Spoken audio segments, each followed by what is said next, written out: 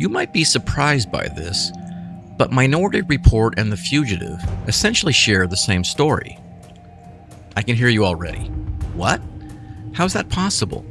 One is futuristic science fiction with Tom Cruise, and the other is a 1990s grounded thriller with Harrison Ford. They're completely different. Are they? Think about the basic plot structure of each film. At the center of both is a protagonist who is accused of doing something he hasn't done. Both go on the run. Both have moments when it appears they've been caught, but they escape. Both are aided by friends, who it turns out are actually the bad guys, who set them up to protect their own interests. Perhaps most interestingly, both bad guys are confronted and exposed at the climax by the protagonist as the villains are being lauded for the achievements they're trying to protect. The details are different, but the dramatic function is the same. Now, before we all bemoan the lack of creativity in Hollywood, we have to remind ourselves of something. There is really nothing new when it comes to storytelling. We take basic concepts, themes, and archetypes that have been around for thousands of years and mix them to tell different stories touching on similar ideas. Not convinced? Simply consider Christopher Nolan and his retelling of the Odyssey. Nolan capitalized on timeless themes, characters, and plot devices and turned a story nearly 3,000 years old into a billion-dollar blockbuster. Don't just take my word for it. This is an idea that has been around for a very long time.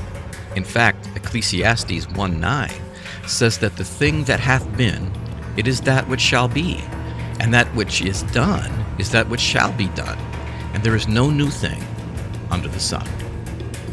Minority Report and The Fugitive might share more similarities than average, but it doesn't mean one, in this case Minority Report, since it was released in 2002 and The Fugitive came out in 1993, is a ripoff of the other.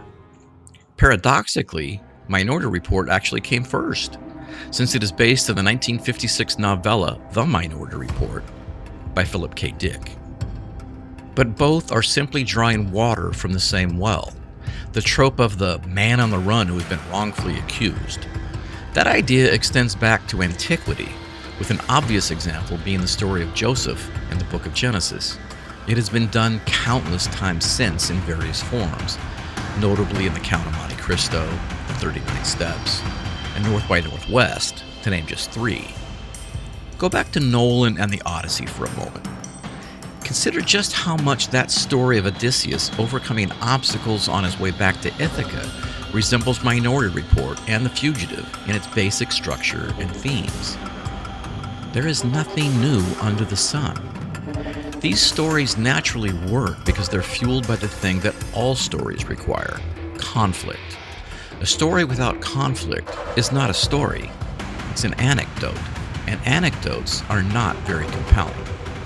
But stories rooted in conflict, in which the protagonist and antagonist both seize control of the narrative at times, only to lose it, and then regain it, and then lose it again, that is interesting. Think about the other elements at play here that get us interested. The characters portrayed by Tom Cruise and Harrison Ford are accomplished men. They are highly respected in their fields. People are shocked when they are accused or convicted of wrongdoing. When we find out that they are actually innocent, we want justice.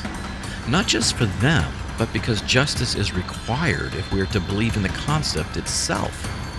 They must be exonerated, and we become hopelessly invested when we doubt that they will be able to clear their names and get a fresh start. We inevitably say to ourselves, what if that were me? Could that happen to me?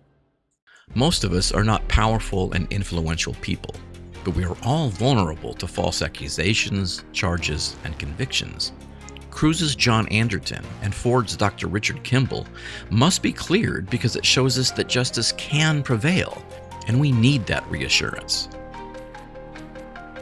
So we cheer for Cruise and Ford and boo the people chasing them, even when the latter are simply doing their jobs and they do not know what we know. That dramatic irony heightens both the tension and our own investment. The precogs, who see violent crimes of the future before they happen, are supposedly never wrong. So Cruz's colleagues are not really villains. They're trying to catch a supposed killer before he can fulfill the prophecy. Tommy Lee Jones's Sam Gerard is just a U.S. Marshal hunting a convicted murderer who has escaped from a wrecked bus. He's a skilled law enforcement officer doing what he has been charged to do. Dr. Kimball can profess his innocence as much as he likes, but as Sam tells him when they face off in a pivotal scene at a dam, I don't care. But we care. And so we cheer on Cruz when he and a federal agent played by Colin Farrell fight at a car factory.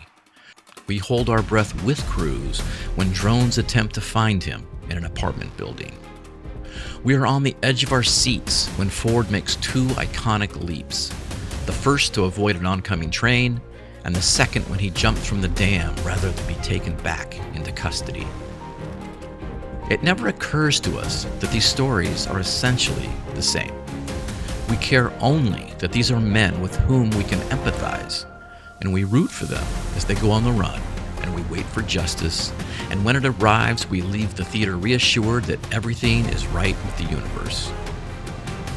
At least until the next wrongfully accused person goes on the run, and it starts all over again.